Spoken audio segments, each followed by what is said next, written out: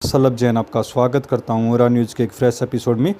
पाकिस्तान में सोते हुए मज़दूरों पर आतंकवादियों ने चलाई धुआंधुंध गोलियां, 20 मज़दूरों को उतारा मौत के घाट। पड़ोसी देश पाकिस्तान में एक चौंकाने वाली खबर सामने आई है। एक बंदूकधारी ने ताबड़तोड़ फायरिंग करते हुए 20 लोगों की जान ले ली है। खदान में काम कर रहे लोगों की गोलियों से भुनाई कर दी है। पाकिस्तान में पुलिस की घटना की जानकारी दी है। पुलिस के मुताबिक एक शख्स हाथ में बंदूक लेकर खदान में घुसा और धुआंधार फायरिंग शुरू कर दी। इस घटना में 20 मजदूरों की जान चली गई है। वहीं 7 लोग गोली लगने से बुरी तरह घायल हो गए हैं। यह हमला SCO शिखर सम्मेलन से पहले हुआ। यह हमला पाकिस्तान में बलूचिस्तान प्रांत में हुआ। SCO सम्मेलन से ठीक पहले इससे पहले न सिर्फ पाकिस्तान बुरी तरह दुनिया में हड़कंप मच गया। कुछ ही दिनों में दुनिया के बड़े देशों के नेता पाकिस्तान का रुख करने वाले हैं। ऐसे में बलूचिस्तान की खदान में हुए इस हमले में चारों तरफ हड़कंप मचा दिया है। बलूचिस्तान के डंकी ज़िले में इस घटना को अंजाम दिया गया है। डंकी में एक कोयला खदान में एक बंदूकधारी आया और उसने सभी के साथ खड़े होने का आदेश दिया। इसके बाद बंदूकधारी ने एक को सभी को गोलियों से भूनना शुरू कर दिया। इस घटना में 20 मजदूरों की मौत हो गई है। वहीं 7 मजदूर अभी तक गोली लगने से घायल हो गए हैं। ज़्यादातर मरने वाले मजदूर बलूचिस्तान के पश्तून समुदाय के थे। इसके अलावा मृतकों में 3 अफ़गानी भी शामिल थे। वहीं घायल मजदूरों में 4 मजदूर अफ़गानिस्तान के हैं। भारत के विदेश मंत्री पाकिस्तान जाएंगे।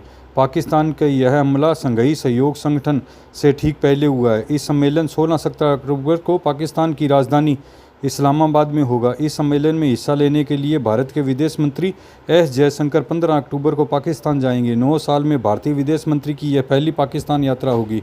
इससे पहले दिसंबर 2015 में तत्कालिक विदेश मंत्री श्री सुषमा स्वराज पाकिस्तान का दौरा किया था। पाकिस्तान के इस्लामाबाद से इंतजाम।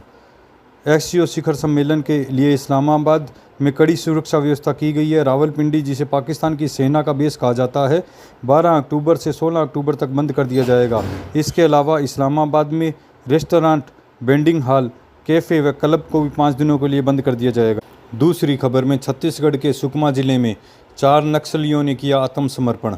छत्तीसगढ़ के नक्सल प्रभावित सुकमा जिले में एक इनामी नक्सली समेत 4 नक्सलियों ने किया सुरक्षा बलों के सामने आत्मसमर्पण। पुलिस अधिकारियों ने बृहस्पतिवार को यह जानकारी दी।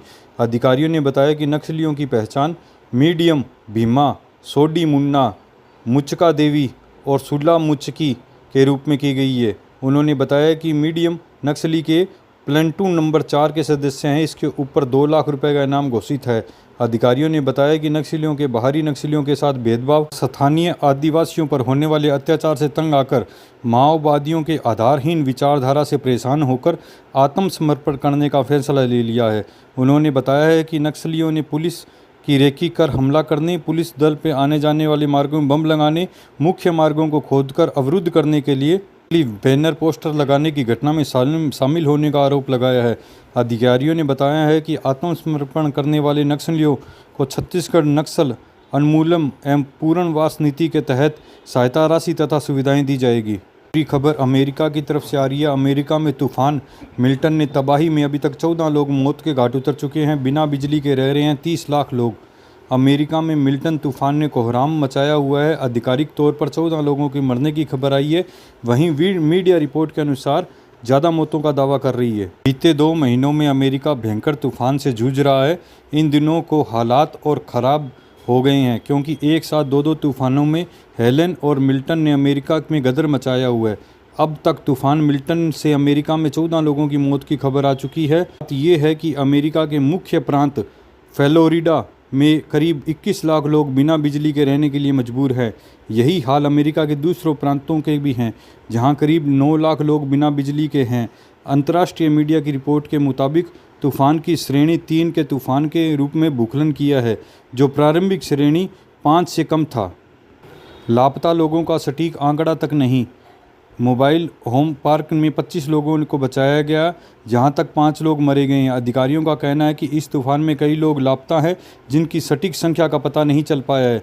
बचाव दल क्षतिग्रस्त हो चुके घरों को दबे हुए लोगों को बाहर निकालने में जुटा है, क्योंकि तूफान तक थमा नहीं है। ऐसे में बचाव और राहत कार्य में रुकावटें आ रही है।